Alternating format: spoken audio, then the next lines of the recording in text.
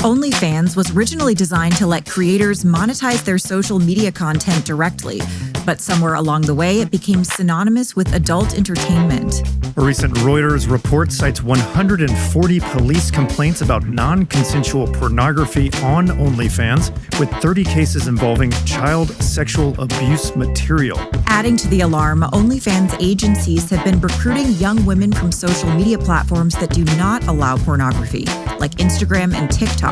But what goes on behind the scenes is nothing like the glamorous image projected by OnlyFans. In this special report, Daily Wire culture reporter Megan Basham speaks to Victoria Sinis, a former OnlyFans recruiter.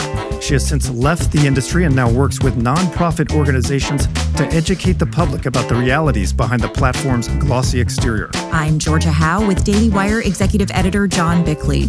It's Saturday, May 10th, and this is a weekend edition of Morning Wire. A warning to our listeners, the following segment contains explicit discussion of sexual content, pornography, and coercion within the adult entertainment industry. Listeners' discretion is strongly advised.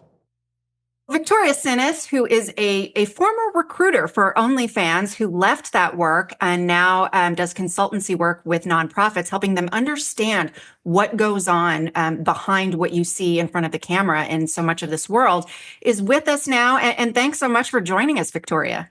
Yeah, thank you so much for having me, Megan. So let me start out with this. Let's just tell us about your background as an OnlyFans recruiter, because I think a lot of people would be surprised to know that that was even a job. Yeah, definitely. So many people don't know that these things called OnlyFans agencies exist. The whole original intent of OnlyFans, from my understanding, was to decentralize mainstream social media. It's a way that you could monetize your platform and basically build your own micro community in a lot more of an accessible way than, Instagram and Facebook at the time. The whole allure is that we can be in constant communication on all of the content that I'm putting up, and that's important. And so what OnlyFans, though, has is this thing called not safe for work content. So not safe for work content is adult content, just so people can really kind of, again, understand what this platform is. So in 2020, OnlyFans blew up as a pornography platform. Right. And so we see statistics that anywhere from 70 to 98% of all content on OnlyFans is not safe for work content. So it's pornographic content. So now we come into, I guess, OnlyFans agency world, and that's what I did, is if we now know that majority of the content on OnlyFans is pornographic in nature, and the whole allure of it is that I can sit there and communicate with this person on OnlyFans. Well, if you think about it logistically, just say if you're this creator on Instagram and you've got, hundreds of thousands of followers and you're funneling all of your followers to your OnlyFans, well, you can't sit there and facilitate thousands of conversations every single day across all different time zones, 7 days a week. And so that's where agencies come in. So my role was to manage girls' OnlyFans accounts. We would impersonate the girls for a profit. We would market the girls. And then, of course, recruitment was also an element in that. So that's kind of the world that I've come from. Was it hard recruiting? I mean, is it a tough sell to a young woman to say, look, we're going to recruit you, you're attractive, maybe you're already doing something in this arena, and we're going to bring you on and help you blow up on OnlyFans?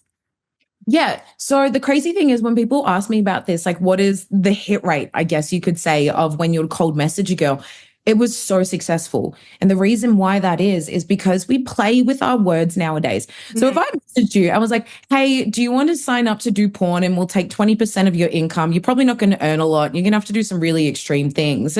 You'd be like, no.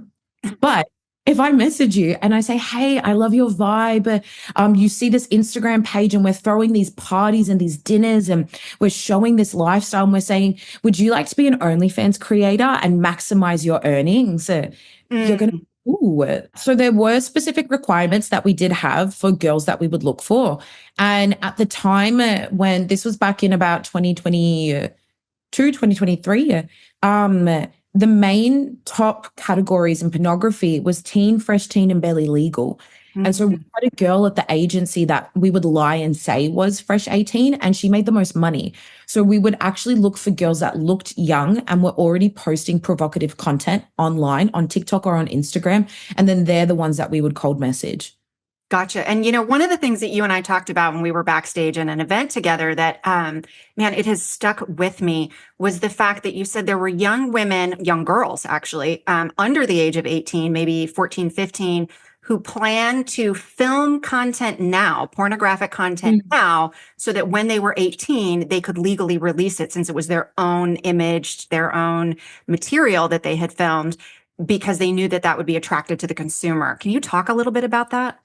Yeah, definitely. So the, I guess, catalyst for this kind of weird movement that we see of girls idolizing it, a huge influence in that is this thing called the Bop House. And so the Bop House is based in Los Angeles, and it's got 3.2 million views on followers on TikTok.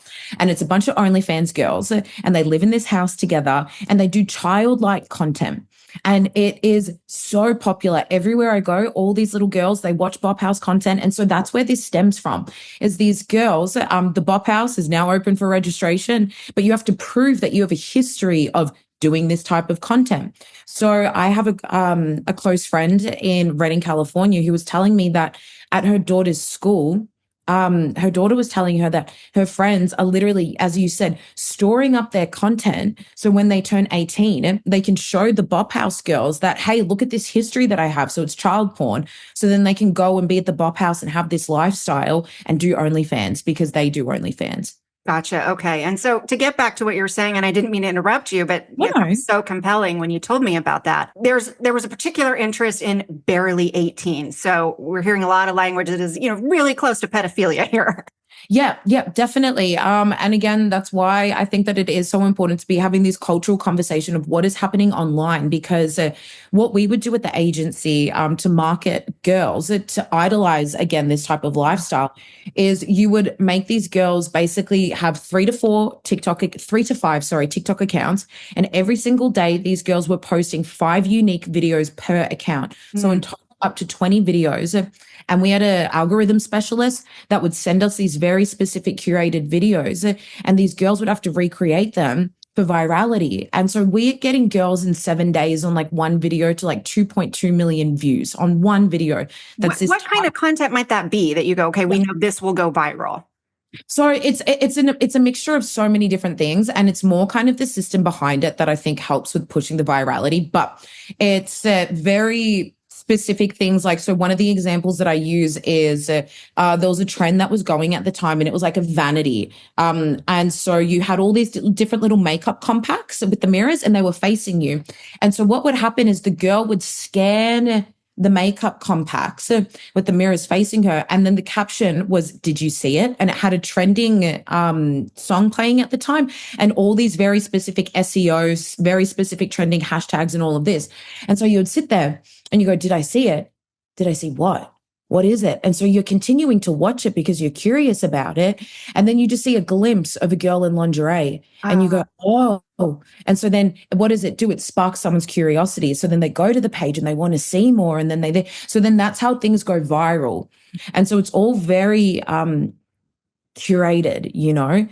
And I think that's really important because that's what's being sent out again to this generation to allure them to think that this type of stuff is like organic and this is how you're rewarded. Now we see that people actually idolize this. People are quitting their jobs, dropping out of college. Young girls dream dreams across a vast majority of people that I've interacted with to actually do this, and they aspire to it. So that's why I think this cultural shift has happened from social media oversaturating it. But for the behind the scenes of what is actually happening, the realisticness of it is like people think that you're going to jump on OnlyFans and earn a bunch of money and it's amazing. Right. But the average wage is $180 a month. Wow. Okay, let's back up there really quick. So we're talking about how things look, how it seems very glamorous. You're recruiting these women. You said you're taking them on yachts. They're coming to, glamorous parties thinking, I'm going to be recruited into this world and make a lot of money. So the average is $160 a month, but I'm going to presume that's not the girls you were working with. So ours was a little bit of an anomaly, I would say, because we already knew two of the owners of the agency where I worked at were already quite prominent in OnlyFans. So they already knew a lot of friends that were, I guess, like a higher caliber, you could say. Mm-hmm. But then even ones that maybe weren't in that bracket, realistically, again, you're really not earning that much more than if you had, like, in quotation marks, a normal job. Really? And Wow. just, yeah. And there's a huge requirement from, now we know social media wise what you're needing to do. And then actual content wise on OnlyFans, there is a huge requirement of what is needed to be able to satisfy your subscriber. And people don't really yet understand the depths of it's as much of a full-time and intense job as what we perceive like a normal job to be. A lot of girls are jumping online thinking that they're going to make this money. I just have to sell my feet. But we can see how competitive this is. You've got, influencing factors like agencies that want you to do more. You've got subscribers that want you to do more. It's competitive. So you're probably going to jump on, film a bunch of porn, have it on the internet for forever. It's very difficult to get down, and you might earn a couple $100s. Wow. Okay. So I think that should be a sobering fact, just, practically for a lot of young women who are getting involved in this stuff. So once an Instagram influencer or some other young woman has gone, okay, I want to make this transition over to OnlyFans because I think I can earn all of this money. What did that look like for them? So, once they've created an account and they're starting to create content, how long would it take to build up a following, and what were they required to do in order to build that following? Yeah, the first element is account management. So what would happen is when you recruit a girl, the first thing they do is an onboarding questionnaire. And so the onboarding questionnaire is every single personal, minute detail you can think about the girl, we're asking them.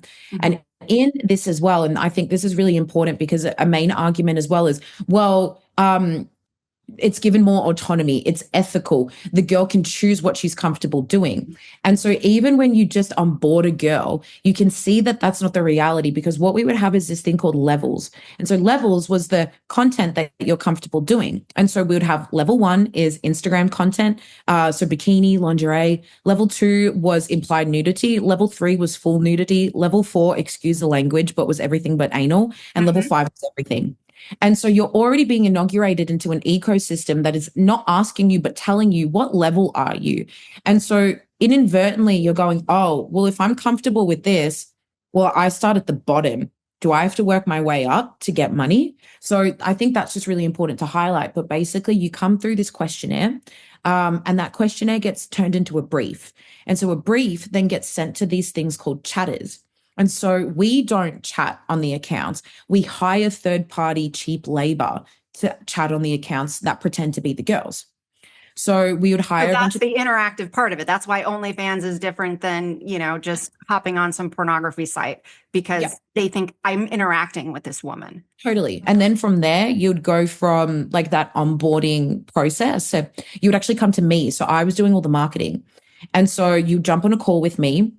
And my role was to make you go as viral as possible, as quickly as possible. Every single platform that you can think of, we're promoting girls' OnlyFans on. And we're doing everything possible to make you, as viral, as known as possible, to pull in as many subscribers. At what point do they start to go, okay, maybe they're not earning that much because they're only a level 2? So, did you have to push some of these women to say, okay, if you really want to earn, you're going to have to step it up, or you're going to have to move to this next level? It's not like you sit there and you outwardly say these things, Right. The guys that you have as, I guess, like a female run OnlyFans agency is, we're here for you. Where go you, girl? Like, if that's what you want to do, if that's your, but like, so it's always that softer subculture, I guess you would say. And so then there's complexities within that as well, because if you have a subscriber that's asking for a custom request and they're wanting to do this amount of money for that custom request, you're going to be like, hey, this guy wants this. Do you want to? And even if it's not their level that they're comfortable at, maybe it's do you want to do? Like, we'll just propose it to you. So again, I think that the danger in this, I think anyways, is the fact that it's like a soft coercion. It's not this hard. And I think that that's why it's more deceitful. So at what point for you were you like, I can't do this anymore? And when did you decide to step out of this? Yeah. So for me, what had happened was I was working at the agency and doing all of the marketing. And so I never actually saw the back end. In the beginning, I was like, I think you can just sell your feet on here. I don't really know what it is. I've got friends that do this and they seem to make a lot of money, and girl power, liberation, all the things. And so I'm doing all the marketing, not seeing the back end.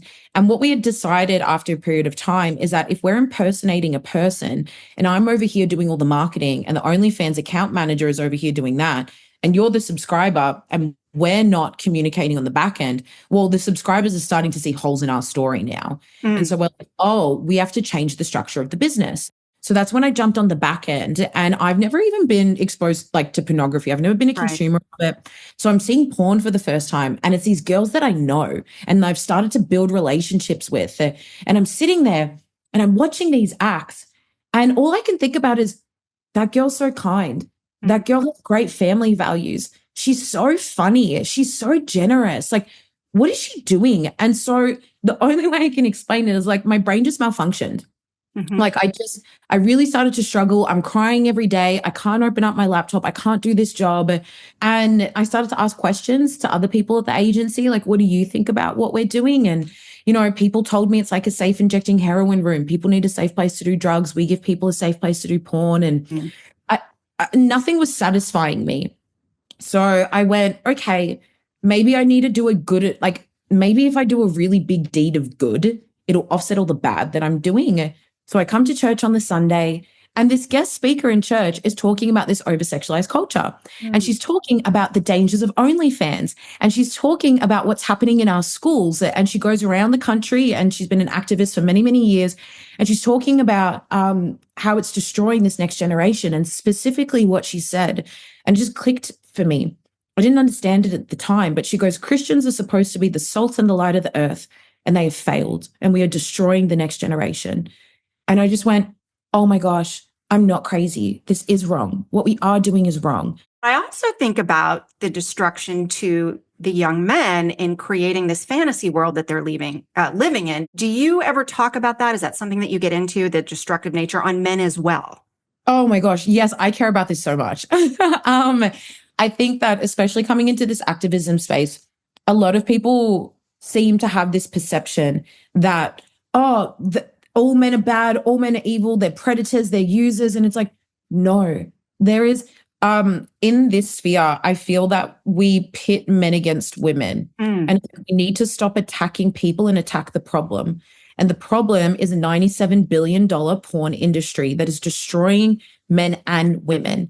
And so I care so much about that, because I'm like, we were doing these targeted videos at men to extort men, to exploit men. So they're just as much, they're not the consumers, but they're the ones being consumed by this. So now that you've moved on from that and you're working with creating gems, what do you suggest in terms of how we solve this problem? The language I like to use is we don't need to shift the culture, but we actually need to build a new culture. Because we need to totally reject this culture that we have and champion something new and something different. And people need other options of what they do align with and what they do want to see in males and females, in partners, in humanity. I learned this from a non-for-profit back home. It's called like the law of first exposure. So it's like if you can more so equip earlier on to understand these things and understand the realities, when they eventually get exposed to these things, because not if, it's when, they can have a lens now of, oh, I know this isn't real. I know there's an industry behind this. I have language around what I'm seeing. I have safe people I can talk to. And so I just hope that anyone who is anti-porn, who does, this resonates in their heart and they feel it's wrong, please focus on the problem and let's attack the problem. And the war is not against your flesh and blood, but it is against dark things in this world. And we need to focus on that to see this end, not on attacking each other, Yep. Amen. Because both the woman behind the camera and the man who's watching it are both made in the image of God. And so we don't want to attack them and villainize them. So, well, Victoria, this was really illuminating, and God bless you for your work, just revealing the behind the scenes of what happens at OnlyFans and how destructive it is and how much of a mirage it is. So thanks so much for joining us. And we wish you not even just good luck, but all the success in the world in this work that you're doing. Thank you so much, Megan. This was great. I really enjoyed it. Thank you. Thanks. That was Daily Wire culture reporter Megan Basham interviewing former OnlyFans recruiter Victoria Sinis. Thanks for joining us. We'll be back tomorrow with another episode of Morning Wire.